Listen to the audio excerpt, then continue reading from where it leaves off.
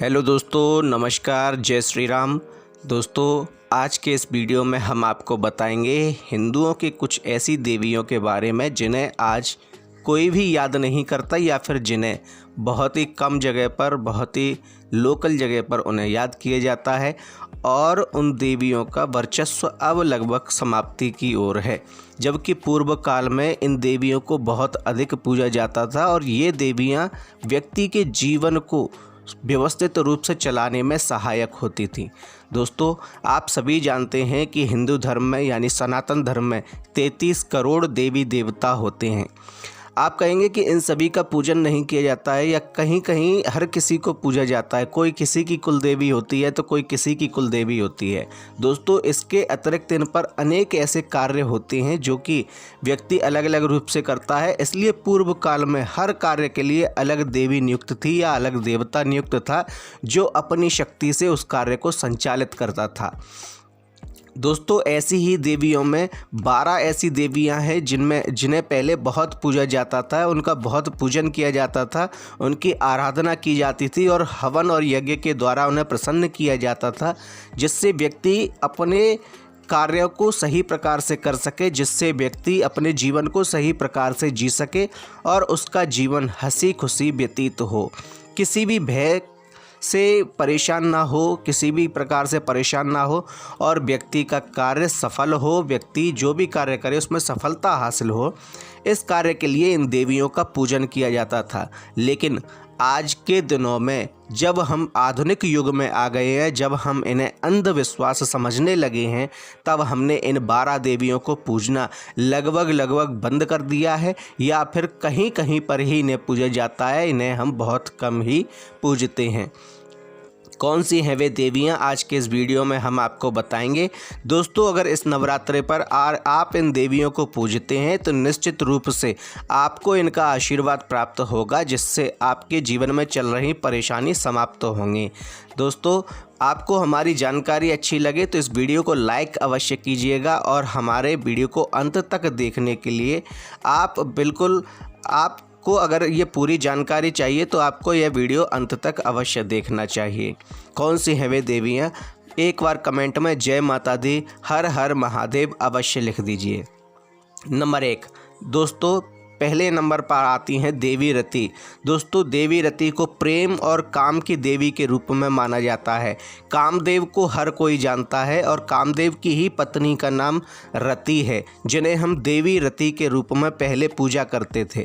पहले इनका पूजन होता था और इनके पूजन करने से, इन देवी के आशीर्वाद से ही व्यक्ति का जो गृहस्थ जीवन है वह सुखमय रूप से चलता है। दोस्तों, पहले देवी रति का पूजन होता था तो ऐसे व्यक्ति जिनका गृहस्थ जीवन ठीक नहीं चल रहा है, जिनके घर में अनबन चल रही है, जिनका दाम्पत्य जीवन परेशानी में है या ऐसे व्यक्ति जिनकी तलाक तक की नौबत आ गई है, ऐसे व्यक्तियों को देवी रति का पूजन अवश्य करना चाहिए।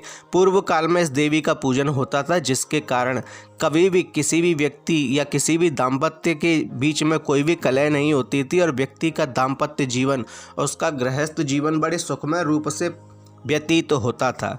नंबर 2, अरण्यानी देवी। दोस्तों, इन देवी को अब उपेक्षित कर दिया गया है, जबकि पूर्व काल में इनका पूजन बहुत अधिक रूप से किया जाता था।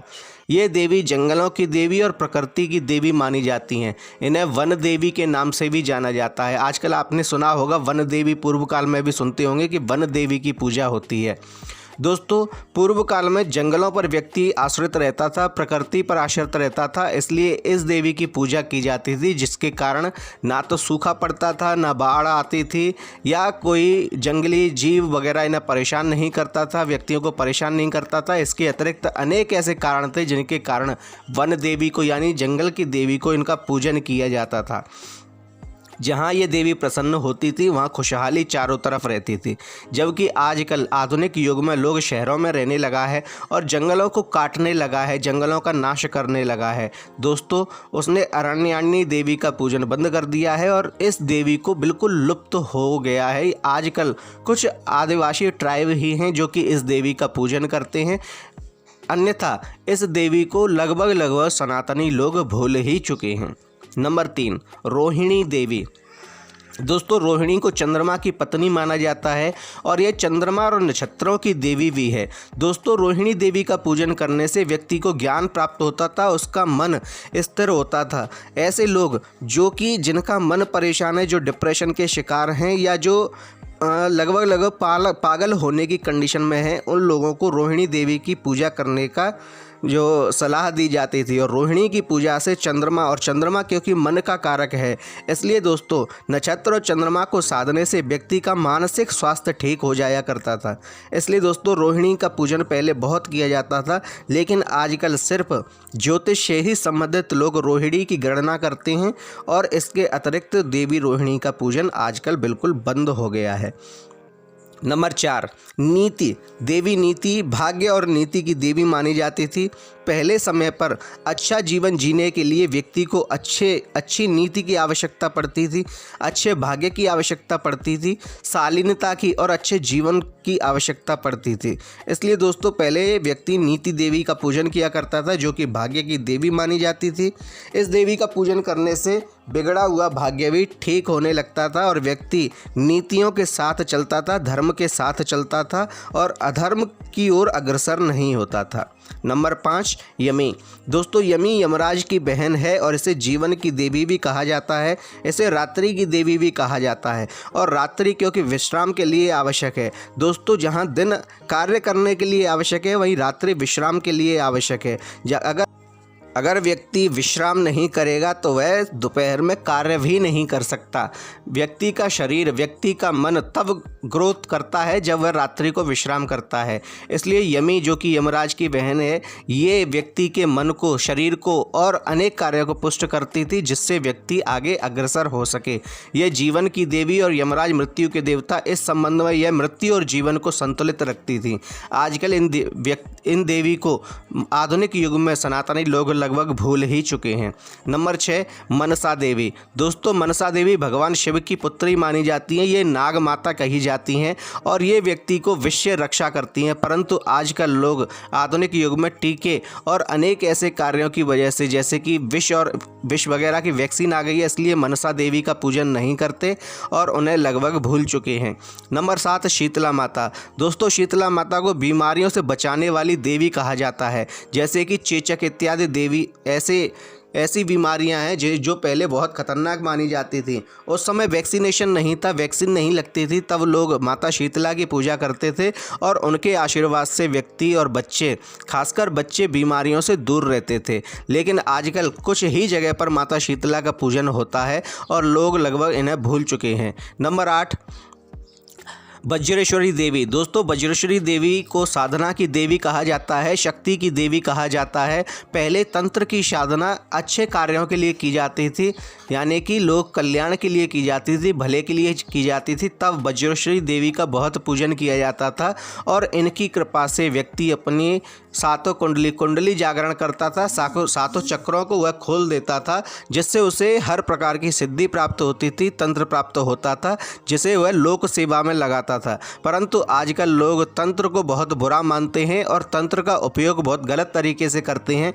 इसलिए वज्रेश्वरी देवी का पूजा भी लोगों ने बंद कर दी है और कुछ तांत्रिक ही वज्रेश्वरी की पूजा करते हैं। नंबर 9, छिन्नमस्ता। दोस्तों छिन्नमस्ता माता पार्वती का ही एक रूप है और यह आत्म बलिदान और तंत्र के लिए बहुत व्याख्यात है। यह उग्र रूप है और इसमें माता ने अपनी ही गर्दन काटकर अपनी सहेलियों को, अपनी सखियों को अपना रक्त पिलाया था। यह उग्र रूप माना जाता है। ये संसार, जो भी व्यक्ति छिन्नमस्ता का पूजन करता है उस व्यक्ति को आत्म बलिदान का ज्ञान मिलता है। उस व्यक्ति पर कभी भी कोई तंत्र कार्य नहीं करता और उस व्यक्ति का घर परिवार सुरक्षित रहता है। परंतु आजकल छिन्नमस्ता माता का पूजन बिल्कुल बंद कर दिया गया है। 10, जानवी। दोस्तों जानवी माता गंगा का पुराना रूप है। जब जन्म ऋषि ने इन्हें अपने कमंडल में धारण किया था और उन्हें छोड़ा था, तो ये जन्म ऋषि की पुत्री कहलाएं, जिससे इनका नाम जानवी पड़ा। परंतु जानवी नाम बहुत कम लोग ही जानते हैं और गंगा के नाम से ही माता का पूजन करते हैं। नंबर 11 षष्ठी माता। दोस्तों षष्ठी माता को छठ माता भी कहा जाता है और छठ माता का पूजन हर व्यक्ति करता है, क्योंकि ये बच्चों और मातृत्व की देवी कहलाती हैं। दोस्तों आजकल बहुत एडवांस मेडिसिन और एडवांस हॉस्पिटल खुल गए हैं, लेकिन फिर भी आपने सुना होगा बच्चा जब पैदा होता है तो उसके छठवें दिन षष्ठी माता का पूजन होता है या छठ माता का पूजन होता है, जो कि बच्चों और मातृत्व की रक्षा करती हैं। इसके अतिरिक्त दोस्तों ये बच्चों का भाग्य भी लिखती हैं या उनके भाग्य को, उनके बच्चों के जीवन को ठीक करती हैं। परंतु आजकल षष्ठी माता का पूजन कुछ ही जगह पर किया जाता है, जैसे कि बिहार, बंगाल या फिर उत्तर भारत में ही कई जगह पर इनका पूजन किया जाता है, अपितु बहुत सारी जगह इनका पूजन बंद कर दिया गया है। नंबर 12 ज्वाला मालिनी देवी। ये देवी भयंकर अग्नि की देवी कहलाती हैं। पूर्व समय में जब युद्ध हुआ करते थे तब इन देवी का बहुत पूजन होता था और इन्हें बलि दी जाती थी, जिससे देवी प्रसन्न होकर शत्रुओं का नाश करती थी। परंतु आजकल क्योंकि युद्ध का स्वरूप बदल गया है, इसलिए धीरे धीरे लोगों ने ज्वाला मालिनी देवी को बिल्कुल भुला दिया है। दोस्तों ये है वे सनातन धर्म की 12 देवियां जिन्हें आजकल लोग बहुत कम पूजते हैं या उन्हें भूलते ही जा रहे हैं। दोस्तों आपको हमारी जानकारी कैसी लगी कमेंट में बताएं। वीडियो को लाइक करें, शेयर करें, कमेंट में जय माता दी, हर हर महादेव अवश्य लिखें, साथ ही हमारे चैनल को सब्सक्राइब करें। धन्यवाद।